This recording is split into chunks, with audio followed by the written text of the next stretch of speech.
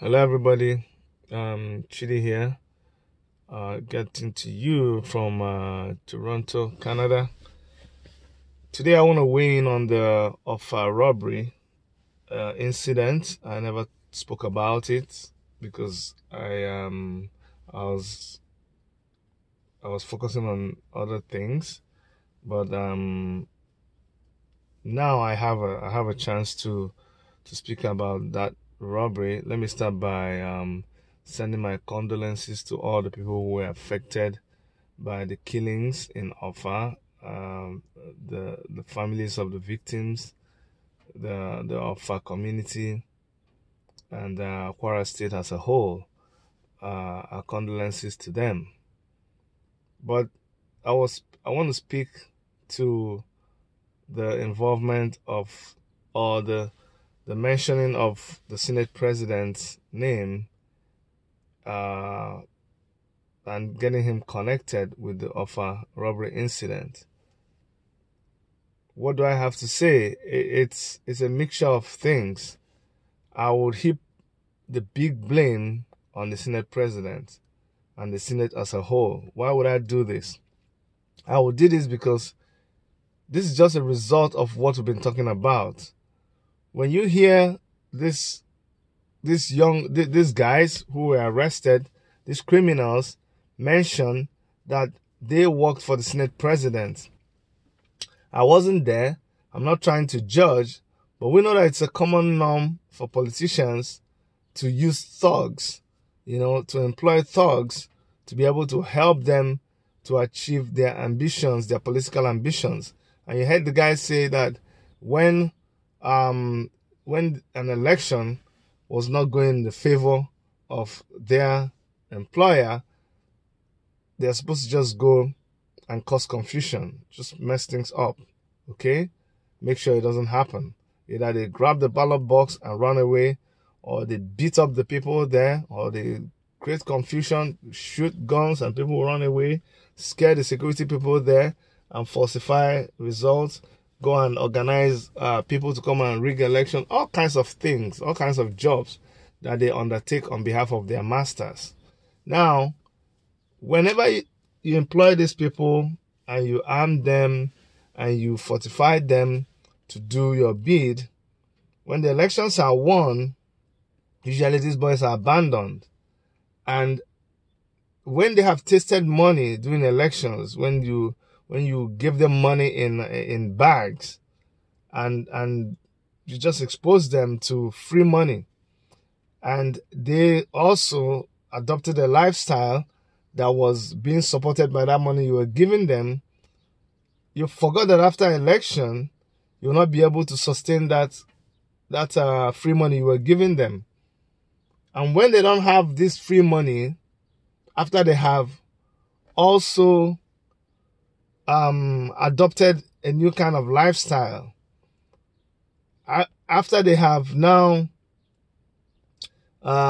become indulgent in some new kinds of habits, after they have changed the way they live, when this money stops coming, what do you think they're going to do?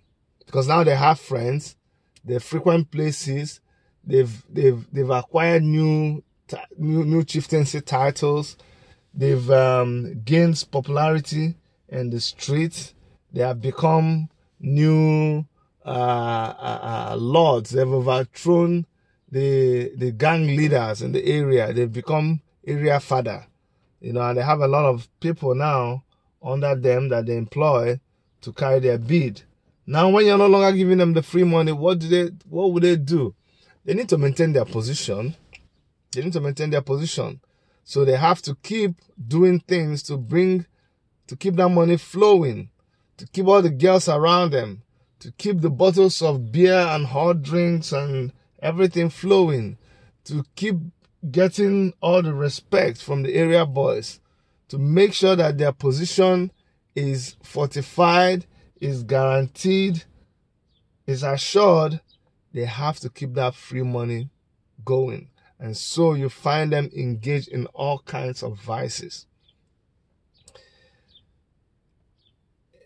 I sympathize with the Senate president because I don't think he sent them to go and kill people.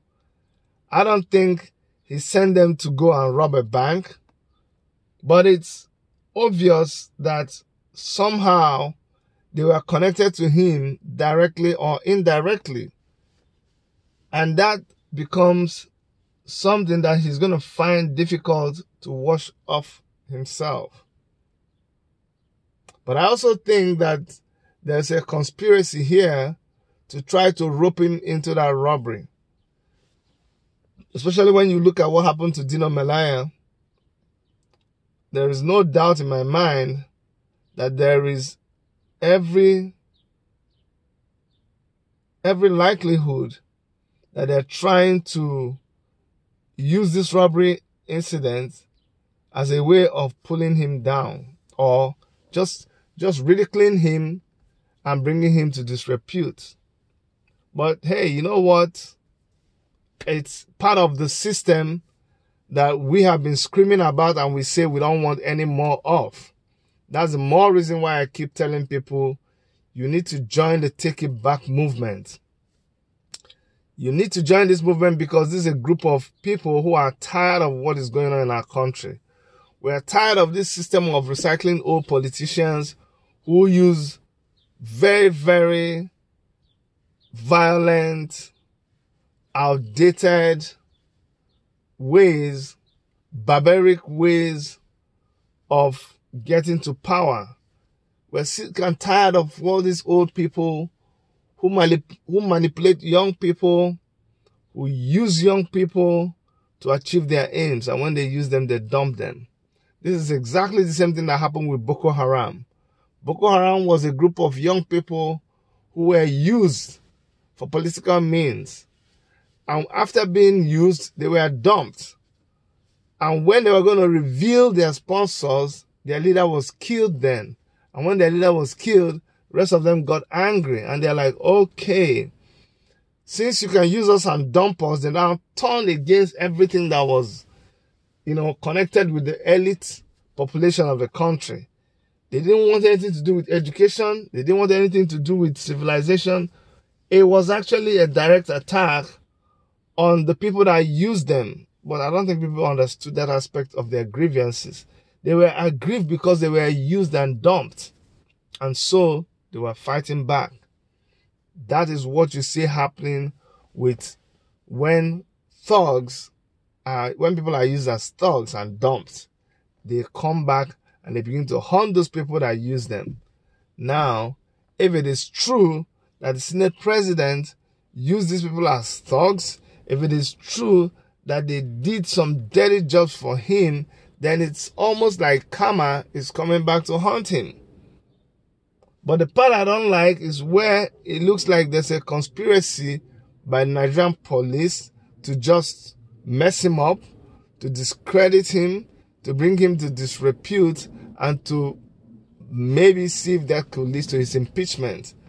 I still think we should do things according to the provisions of the law. If you think he needs questioning, question him, but don't frame him up and don't just use that as a way of bringing him to ridicule him. Get him a lawyer, sue him to court, and let him get his day in court to defend himself. That's all I have to say. But from the Senate president to other politicians who have refused to allow young people to come into power and be part of determining their future, I do not have any sympathy for you. The way you make your bed, that's how you're going to lie on it. Because you people go there in the Senate, and instead of addressing issues that concern the common man, you go there and only discuss your salaries, discuss how much. Do you know there are so many politicians out there who were past governors who you never hear them in the Senate?